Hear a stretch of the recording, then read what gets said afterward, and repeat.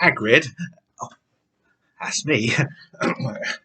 Hagrid was standing outside his hut, one hand on the collar of his enormous black boarhound Fang. There were several open wooden crates on the ground at his feet, and Fang was whimpering and straining at his collar, apparently keen to investigate the contents more closely. As they drew nearer, an odd rattling noise reached their ears, punctuated by what sounded like minor explosions. "Morning," Hagrid said, grinning at Harry, Ron, and Hermione. "Better wait for Slytherins.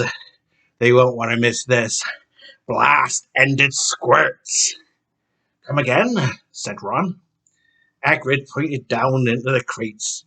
"Ugh," squealed Lavender Brown, jumping backwards. Just about summed up the blast-ended squirts in Harry's opinion. They looked like deformed shellless lobsters, horribly pale and slimy looking, with legs sticking out in very odd places and no visible heads. There were about 100 of them in each crate, each about 6 inches long, crawling all over each other, bumping blindly into the sides of the boxes. They were giving off a very powerful smell of rotten fish. Every now and then sparks would fly out the end of a squirt, and with a small it would be propelled forward several inches. "Only just hatched," said Hagrid proudly, "so you'll be able to raise them yourself. I thought we'd make a bit of a project of it." "And why would we want to raise them?" said a cold voice. The Slytherins had arrived. The speaker was Draco Malfoy. Crabbe and Goyle were chuckling appreciatively at his words. Hagrid looked stumped at the question.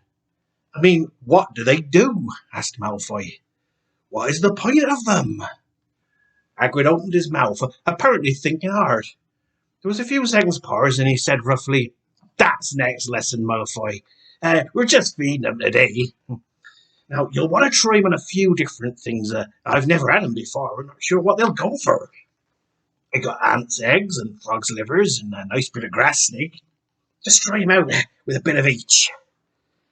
Nothing but deep affection for Hagrid could have made Harry, Ron, and Hermione pick up squelchy handfuls of frog liver and lower it into the creeks to tempt the blast-ended squirts. Harry couldn't suppress the suspicion of the whole thing. It was entirely pointless, because the squirts didn't seem to have mouths. "Ouch!" yelled Dean Thomas after about 10 minutes. "It got me!" Hagrid hurried over to him, looking anxious. "Its end exploded," said Dean angrily, showing Hagrid a bird on his hand. "Ah, yeah, that can happen when they blast off," said Hagrid, nodding. "Ugh," said Lavender Brown. "Again. Ugh, Hagrid, what's that pointy thing on it?" "Some of them have got stings," said Hagrid enthusiastically. Lavender quickly withdrew her hand from the box. "Irregular males, the females have got certain sucker things on their bellies. I think they might be to suck your blood." "Well, I'm certainly not seeing why we're trying to keep them alive," said Malfoy sarcastically. "They wouldn't want pets that can burn, sting, and bite all at once, now would you?" "Just because they're not very pretty, it doesn't mean they're not useful," Hermione snapped. Hagrid simply loved monstrous creatures. The more lethal, the better.